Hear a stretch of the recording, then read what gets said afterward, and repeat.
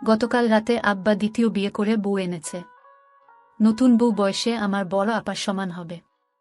বড় বিষয়। অথচ এই ভয়ঙ্কর লজ্জাজনক কাজ করা আমার আব্বার মুখটা হাসি হাসি। বিন্দুমাত্র অস্বস্তি নেই। চেহারায় সুখী সুখী ভাব। তিনি বাজারের থলেটা হাতে নিয়ে রোজকার মতো আমায় জিজ্ঞেস করলেন, আইস কি মাছ আনা যায় তো দোয়েল? আমার নাম দোয়েল না। সুন্দর একটা নাম আছে আমার। ফুলের নামের নাম, যে ফুলে গন্ধ প্রচুর। ধরতে পেরেছেন তো? হ্যাঁ, জুই আমার নাম। কিন্তু বাবা আদর করে দোয়েল বলে ডাকেন। শুধু আমাকে না, আমার সব বোনদেরকে তিনি ডাকনাম দিয়েছেন। সব পাখির নামে নাম। সব বোন বললাম কারণ আমার ভাই নেই। আব্বা এখনো যাননি, সামনে দাঁড়িয়ে আছেন। মনে হচ্ছে মাছের নাম না শুনে তিনি যাবেন না। আমি শীতল সুরে বললাম, নতুন মায়ের থেকে মাছের নাম শুনে আসব। কোনো মাছ তার পছন্দের? হুনবি? তাইলে তাই করো। হুনে আয়। আব্বার চোখে মুখে গদগদ ভাব। থাকার কথাই। কারণ নতুন বউ নিয়ে তিনি গতরাতে ফিরেছেন প্রচণ্ড ভয়ে ভয়ে। ভেবেছিলেন অনেক হইচি হবে, কান্নাকাটি হবে, নাটক হবে। তার কিছুই হয়নি। আমরা বেশ স্বাভাবিক। আব্বার বিশাল বড় দুশ্চিন্তা দূর হয়েছে। আমি বারান্দা দিয়ে ঢুকে নিজের রুমে এলাম। মাথা ঝিমঝিম করছে সকাল থেকে। অথচ আব্বার আকস্মিক কাজটি আমাকে তেমন বিস্মিত করেনি। 3 দিন আগে বাজার করার কথা বলে তিনি বের হয়েছিলেন। কাল রাতে ফিরেছেন বউ নিয়ে। যেন এমন হওয়ার কথা ছিল। আব্বা যে বদলে গিয়েছিল তা বুঝতে পেরেছিলাম আমি। বুঝতে পারেনি আমার বাকি বোনেরা। আর আমার রুগ্ন মা, তারা গতরাত থেকে শ্বাস নিতে ভুলে গেছে যেন। বাকরুদ্ধ সবাই। তাদের মুখে এখনো ভাষা ফুটেনি। বেলা গড়াচ্ছে। আব্বার দ্বিতীয় বিয়ের মতো বড় মাপের খবরটা দুপুর পর্যন্ত লুকিয়ে রাখা গেল। সময় বাড়ার সাথে সাথে সেটা সমস্ত গ্রামে ছড়িয়ে পড়ল।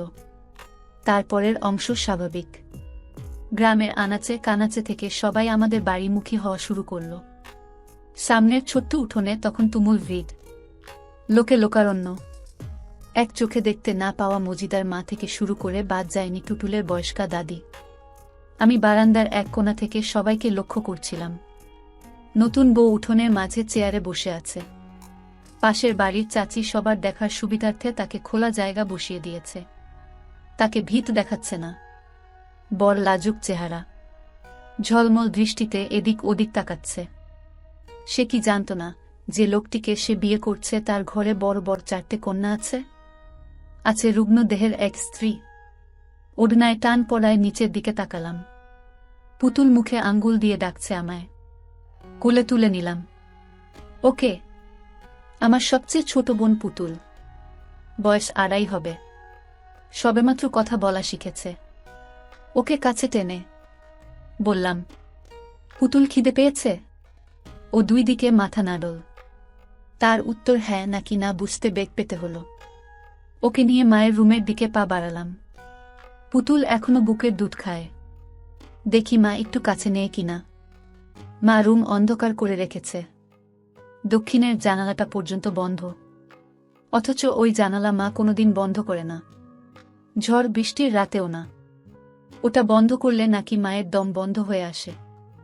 আজ মায়ের দম বন্ধ হয়ে আসছে না। নিঃশ্বাস আটকে আসছে না। মায়ের কাছে এগিয়ে গেলাম। মা একা নেই। তার সাথে বড় আপা আর সেজো আপা বসে রয়েছে। সবার মুখ শুকনো। বড় আপাকে উদ্দেশ্য করে বললাম, আপা দুপুরে খাবে না? আপা আগের মতো নির্বিকার রইল। আপা অন্তঃসত্ত্বা। এখন খালি পেটে থাকা পেটের বাবুর জন্য ক্ষতিকর। আপা বুঝে না যেন। এত অবুঝ হলে হবে? সেজো আপাকে ডাক দিলাম আমি। আপাও প্রত্যুত্তর করল না। সামান্য নড়ল শুধু। সেজো আপার বিয়ে ঠিক হয়েছে। ছেলে আমাদের পাশের গ্রামের। এখন একটু সতর্ক থাকতে হবে। চেহারা সুন্দর রাখতে হবে। এত দুশ্চিন্তা করলে চলবে? বিয়ের আগের গুটি কয়েকদিন আপাকে নিজের যত্ন নিতে হবে। বিয়ের দিন যেন তাকে পৃথিবীর সবচেয়ে সুন্দর কোণে লাগে। আমার বুকে ছোট্ট একটা ভয়দানা বেঁধেছে। আব্বার দ্বিতীয় বিয়ের ঘটনা যদি পাত্রপক্ষের কানে যায় তারা কি বিয়েটা করবে? আমি মনে মনে দোয়া করতে থাকলাম সেজো আপার বিয়েটা যেন ভেঙে না যায়। সন্ধ্যা মিলাবে। আমি বাড়ির সামনের পুকুর পাড়ে হাঁটু মুড়ে বসে পড়লাম। শুকনো পুকুর বর্ষায় জলে ভরে ওঠে। বর্ষা চলে যাওয়ার কয়েক মাসের মধ্যে শুকিয়ে মাটি বের হয়ে যায়। পানিশূন্য পুকুর আমার ভালো লাগে না। এবারে বর্ষা আসতে এত দেরি করছে কেন? সময় গড়াচ্ছে, পাখিরা নিডে ফিরছে, চারিদিকে ঝি ঝি পোকার ডাক বেড়ে চলেছে। পুকুর পাড়ে বসে থাকা অবস্থায় চারপাশে অন্ধকার ঘনিয়ে এলো। আজ অন্ধকার এত ঘন কেন? আমার মন খারাপের তীব্রতা টের পেয়েছে বুঝি। উঠোন থেকে পুতুলের কান্নার আওয়াজ ভেসে আসছে। দ্রুত উঠে দাঁড়িয়ে পড়লাম। পুকুর পাড় ছাড়ার আগ মুহূর্তে পূব দিকের বাড়িটিতে তাকালাম। সারা বাড়ি জুড়ে জ্বলে সাদা আলো জ্বলছে। আমার এপাশে এত অন্ধকার। ও বাড়িতে থাকা নিষ্ঠুর মানুষটি কি টের পাচ্ছে এ অন্ধকার? সারা বাড়ি অন্ধকারে নিমজ্জিত। বিদ্যুৎ চলে গেছে দীর্ঘক্ষণ হল। বারান্দায় বসে কাঁদছিল পুতুল। কাছে গিয়ে কোলে তুলে নিলাম। আব্বা বাজার থেকে এখনো ফেরেনি। রান্নাঘরে গিয়ে বাতি খুঁজলাম, পেয়ে গেলাম দ্রুত। দেশলাই ঠুকে জ্বালিয়ে দিলাম, কিন্তু সলতে নিভু হয়ে গেল দ্রুত। এলাকায় 2 দিন বিদ্যুৎ থাকবে না, মাইক দিয়ে ঘোষণা করে গেছে গতকাল। ঘরে চার্জার লাইট নেই, কুপিতে তেল নেই। এখন উপায়? পুতুলকে রেখে বের হলাম আমি মোড়ের মুন্সি কাকার দোকানটার দিকে। এক হাতে ছোট্ট এক প্লাস্টিকের বোতল, আরেক হাতে ময়লাযুক্ত টাকার নোট নিয়ে। হাতে 20 টাকা। টাকাটা আব্বা দিয়েছিল মাসখানেক আগে, স্কুলে যাওয়ার সময়। খরচ করা হয়নি। মাথায় লম্বা করে ওড়না টেনে এগিয়ে চলেছি আমি। পরিচিত কারো নজরে না পড়ি যেন, বিশেষ করে ওই কানিক্ষত মানুষটার সামনে তো আরও নয়। জুই। এদিক ওদিক তাকিয়ে হাঁটছিলাম দ্রুত পায়ে। আচমকা এক পুরুষ অবজব পথ আগলে দাঁড়াল। কণ্ঠস্বর কানে যেতে নিঃশ্বাস আটকে এলো আমার। রাফি ভাই। এড়িয়ে চলে যেতে ফের ডাক দিল, জুই কোথায় যাস? এতক্ষণে গলা উপচে কান্না পেয়ে গেল আমার। এই একটা মানুষের সামনে পড়তে চাচ্ছিলাম না, তবুও কেন এই মানুষটার সাথে দেখা হতে হবে? সারাদিনের জমিয়ে রাখা সমস্ত অভিমান উপরওয়ালার উপর গিয়ে জমল। আমি ব্যথা লুকিয়ে বললাম, মোড়ের দোকানে রাফি ভাই। চারিদিক অন্ধকার হয়ে গেছে। এখন দোকানে কেন যাবি? রাফি ভাইয়ের কণ্ঠে চাপা রাগ আর স্পষ্ট অধিকার বোধ ফুটে উঠেছে। বিস্মিত হলাম আমি। রাফি ভাই তো এত কথা বলার মানুষ না। আমাকে দেখেও সারা জীবন না দেখার ভান করে চলে গেছে। আজ আগ বাড়িয়ে এত কিছু জিজ্ঞেস করছে কেন? আমার মন ভালো করার জন্য? উনি কি জানতে পেরেছেন আজ আমাদের ভীষণ দুঃখের দিন? মোড়ের দোকানে কেরোসিন তেল আনতে যাই। মাথা খারাপ। এত রাতে তোর যেতে হবে? বাড়িতে আর কেউ নাই? আমি উত্তর দিলাম না। রাফি ভাই বুঝতে পারল।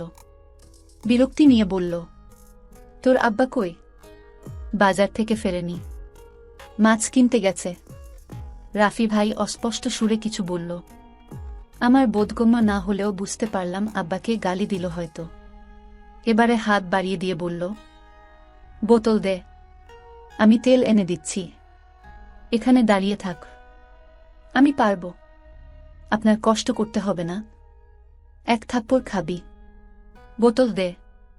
বোতল দিতে হলো না আমাকে। রাফি ভাই হাত থেকে টেনে নিল। টেনে নেওয়ার সময় হালকা যে স্পর্শ লাগলো তাতেই আমি জমে গেলাম।